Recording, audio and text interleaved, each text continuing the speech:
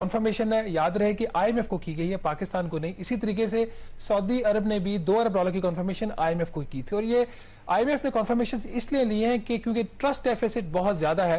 पाकिस्तान को जो है वो $2 बिलियन जो है वो दे दिए जाएंगे। साथ ही साथ यूएई की तरफ से भी जो है ये कहा गया है कि $1 बिलियन यूएई से भी मिलेगा। कहा है कि हुकूमत को आईएमएफ का टूटा हुआ मुआहदा झोली में मिला था, जिसके लिए आज तक लकीरें निकलवाई जा रही हैं। किताब में वजीर आजम ने कहा कि आईएमएफ जो सख्त शराइत लगा रहा है वो मानना पड़ेंगी, उसके बगैर आगे नहीं बढ़ सकते। ये जनाब चलान के मैं नहीं करता, अभी हुकूमत ही नहीं है। देखें, ये सिविल नाफरमानी होने जा रही है, खाना जंगी होने जा रही है।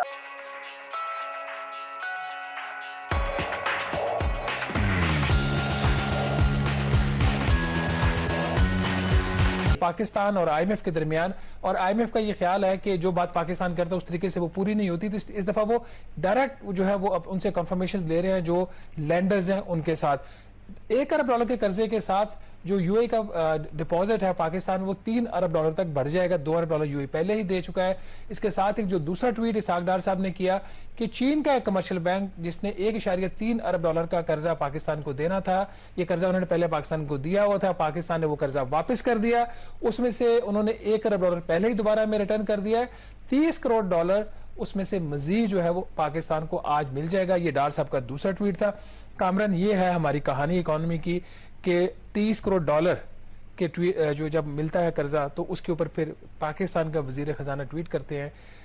अब इसमें सूरत हाल कुछ ऐसी है, क्या ये जो पैसा आ रहा है इससे किस हद तक सस्टेनेबिलिटी होगी और आईएमएफ के प्रोग्राम के अब कितने करीब चले जाएंगे। जो आईएमएफ ने पाकिस्तान की रिक्वायरमेंट्स उन्होंने जो असेस की हैं वो $6 अरब की हैं।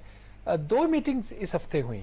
एक हुई इसहाक डार साहब की वर्चुअल कांटेक्ट हुआ, जो डायरेक्टर हैं आईएमएफ के middle east and central Asia के जिहाद अजहर साहब के साथ, और वो कोई इतनी अच्छी मीटिंग नहीं थी। ये बुध वाले दिन हुई। कल जुमेरात को डेप्यूटी मैनेजिंग डायरेक्टर उनकी जो खातून है उनके साथ राब्ता हुआ डार साहब का। उसके अंदर फिर ये दोबारा नंबर्स डिस्कस हुए। ये जो कल वाली मीटिंग थी उसमें पाकिस्तान ने रिक्वेस्ट की थी आईएमएफ से कि ये जो हमारे ऊपर $6 अरब की आप शर्त लगा रहे हो, इसको कम करके $5 अरब कर दिया जाए। ये रिक्वेस्ट इसलिए की गई, पाकिस्तान का ये ख्याल है कि और आउटफ्लोज को कंट्रोल किया हुआ है, उस लिहाज से तो लग नहीं रहा कि ये जो करंट अकाउंट का खसारा है ये कोई $6 अरब या उनके $7 अरब तक तो नहीं पहुंचेगा। 6 तक शायद पहुंच जाए, अभी 4 है। अगले 4 माह में अगर $500 मिलियन का भी ये डेफिसिट करते हैं। नॉर्मली जो जून का महीना होता है उसमें डेफिसिट का नंबर थोड़ा सा बड़ा होता है। तो इन्होंने कल रिक्वेस्ट की थी डेप्यूटी मैनेजिंग डायरेक्टर को और उन्होंने वो बात नहीं मानी। उन्होंने कहा नहीं, आपको $6 अरब ही अरेंज करना है। अब दूसरा सवाल यहाँ पे ये पैदा हो जाता है कि 6 में से उन्होंने कहा था कि $3 अरब पाकिस्तान पहले लेके आएगा स्टाफ लेवल एग्रीमेंट के और $3 अरब बाद में। $2 अरब की कॉन्फर्मेशन आ गई सऊदी अरब से, $1 अरब की यूएई से आ गई। तो लगता तो ऐसे है कि उनकी शर्त पूरी हुई है, लेकिन इसके अंदर भी एक कैच है। कैच ये है कि जो हमने आईएमएफ को बताया है कि हम $6 अरब कहां से अरेंज करेंगे, उसमें से कुछ पैसे ऐसे हैं जो कमर्शियल बैंक से आने। आईएमएफ का ये ख्याल है कि कमर्शियल बैंक से पाकिस्तान को कर्जा नहीं मिल सकता, तो उन्होंने ये कहा था इनको पहले कि आप $2 अरब बायलैटरल कर लें, फॉर एग्जाम्पल सऊदी अरब का, और $1 अरब बाकी सोर्सेज से कर ले, जैसे किसी कमर्शियल बैंक से ले लें, जो इन्होंने कहा था वर्ल्ड बैंक या एशियन इंफ्रास्ट्रक्चर इन्वेस्टमेंट बैंक से ले लें, AIIB से, तो उधर से उन्होंने कहा था $1 अरब अरेंज कर लें। तो अगर तो ये शर्त इस हद तक है कि आपने 3 ही लेना है जहां से मर्जी आए, फिर तो एक जो उसमें मसला था स्टाफ लेवल एग्रीमेंट वो मुकम्मल तौर पर हल हो जाता है। तो अगर ये 2+1 है, 2 बायलैटरल और 1 किसी और जरिए से, तो फिर इसका मतलब है कि हमें थोड़ा सा और वेट करना पड़ेगा। लेकिन ब्रेक पे जाने से पहले एक चीज जो मैं क्लियर करना चाहता हूं कि ये जो डिपॉजिट्स आ रहे हैं इसका हमारे ऊपर शॉर्ट टर्म में और लॉन्ग टर्म में इंपैक्ट क्या आएगा, ये थोड़ा सा अगर हम नाज़रीन को बता दें कि इस वक्त ये डिपॉजिट्स जो हम ले रहे हैं इसका स्टेटस क्या है। खुशियां तो हम नाज़रीन मना रहे हैं। इस वक्त स्टेट बैंक ऑफ पाकिस्तान के जो अपने ग्रॉस ऑफिशियल फॉरेन एक्सचेंज के रिजर्व हैं वो सिर्फ $4 अरब एक दफा फिर रह गए हैं। ये इसके बावजूद है कि चाइना ने पिछले कुछ अरसा में हमें कोई $1.7 अरब का कर्जा दोबारा दिया था, वो भी हम यूटिलाइज कर सकें, तो $4 अरब के ऊपर खड़े हुए हैं। लेकिन जो हमने डिपॉजिट्स पकड़े हुए चीन से, सऊदी अरब से और मुत्तहिदा अरब अमारात से, जो पहले हमारे पास है वो $9 अरब की है। तो अगर वो $9 अरब के डिपॉजिट, इसका मतलब नेगेटिव में पहले ही जा रहे हैं, तो अब $3 अरब का डिपॉजिट हमारा और आ जाएगा सऊदी अरब से और यूएई से। तो टोटल डिपॉजिट जो है वो हो जाएगा $12 अरब का। अब इसका नुकसान क्या है नाज़रीन, नुकसान ये है कि ये जो डिपॉजिट्स आ रहे हैं ये 1 साल की मुद्दत के ऊपर आ रहे हैं, और फिर 1 साल बाद जब इनको वापस करना होता है तो फिर मसला वहां पे वही पैदा होता है। रोल ओवर का करने की हम रिक्वेस्ट करते हैं, जब रोल ओवर नहीं कर सकते तो रिजर्व्स आपकी इतनी पोजीशन अच्छी नहीं होती, उसके ऊपर एक दबाव पड़ता है। तो यह हुकूमत पाकिस्तान को सोचना पड़ेगा कि कब तक 1-1 अरब डॉलर के कर्जे लेकर या 2 अरब डॉलर के शॉर्ट टर्म के कर्जे लेकर ये अपना गुजारा करेंगे, और उसका नुकसान ये होगा कि आज से 1 साल बाद जब हम बैठे होंगे तो 12 अरब डॉलर हमने वापस करना होगा, जिसमें से उस वक्त हो जाएगा 4 अरब डॉलर पहले ही चीन से हमने लिया हुआ है, सऊदी अरब का 3 अरब डॉलर पहले है, 2 और आ जाएगा तो 5 अरब डॉलर, और यूए का जो पहले 2 था अब 3 हो जाएगा। तो कामरान तो ये जो मौजूदा हालात लग रहे हैं, तो आज जुमातुल मुबारक है। मैं लाल हवेली में 3:30 बजे मेरे साथ लाल हवेली के आगे से 2 नौजवान, एक मेरी बेटियों जैसी होंगी, दोनों का पर चीन के पिस्तौल निकाल के देखे, कोई देख रहे थे लोग, वो कह रहे जी हम तो ये रात को यहाँ दुकानदारी नहीं कर सकते।